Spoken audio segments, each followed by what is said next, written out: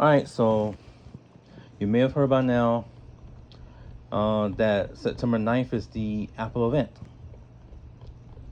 Well, for those who may not have known, since 2022, I've been on Apple's ass about the unacceptably low storage on the base on the Pro Plus, which is now going to be Air, and standard models. And I'm going to stay on their ass until they change, because 128 gigabytes of storage is nowhere near enough.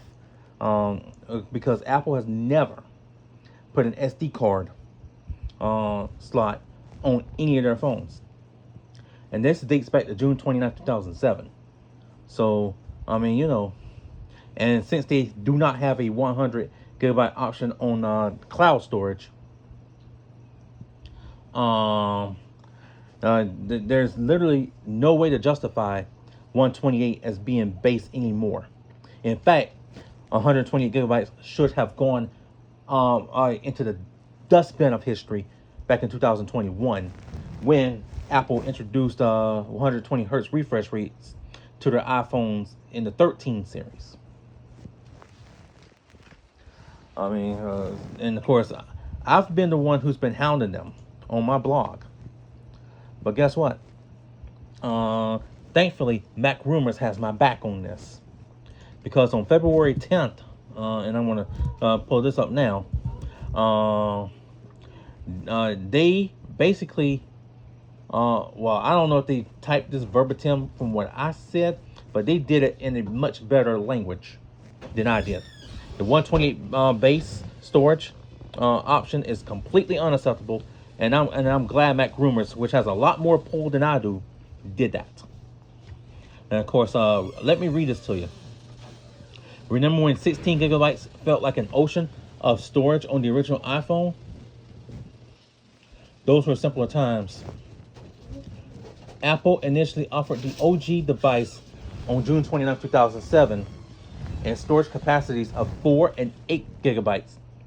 But just months after launching, they got rid of the 4 gigabyte model, replacing it with the 16 gigabyte model. Fast forward to 2025, of course, this was originally written February 10th. It now has August 8th as the date up there. And Apple still offers 128 gigabytes as the base storage for most iPhone 16 models.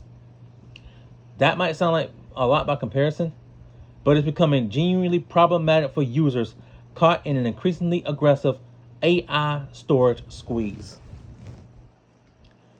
Indeed, with the release of iOS 18.3, this AI storage creep was brought into sharp focus. Apple Intelligence, the company's enabled by default suite of AI features, now require a whopping 7 gigabytes of storage space. And that's just the beginning. Oh, and by the way, I'll tell you more about the 128 gigabyte, how much you lose at startup after I finish reading this. But anyways, continuing, with Apple promising enhanced Siri capabilities with iOS 26, these storage requirements are only going to grow.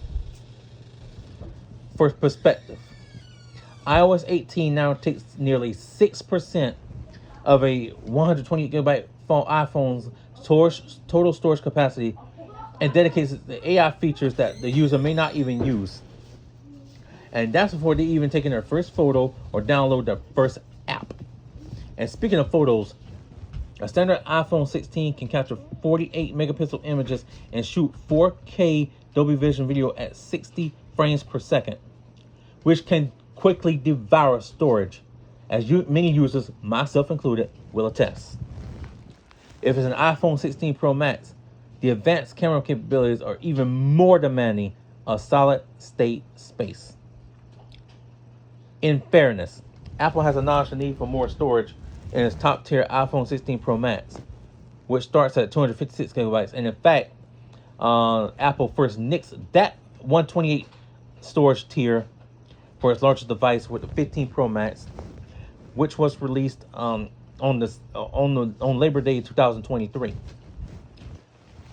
This suggests the company understands that storage demands are increasing, making this decision to stick with this long with 128 gigabytes for other models all the more perplexing. Well, the term I will use here is ridiculous.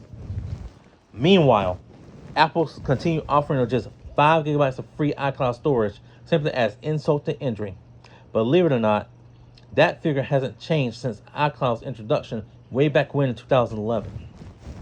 Most would agree it's a measly amount that forces users to either pay for additional cloud storage or constantly manage their local storage.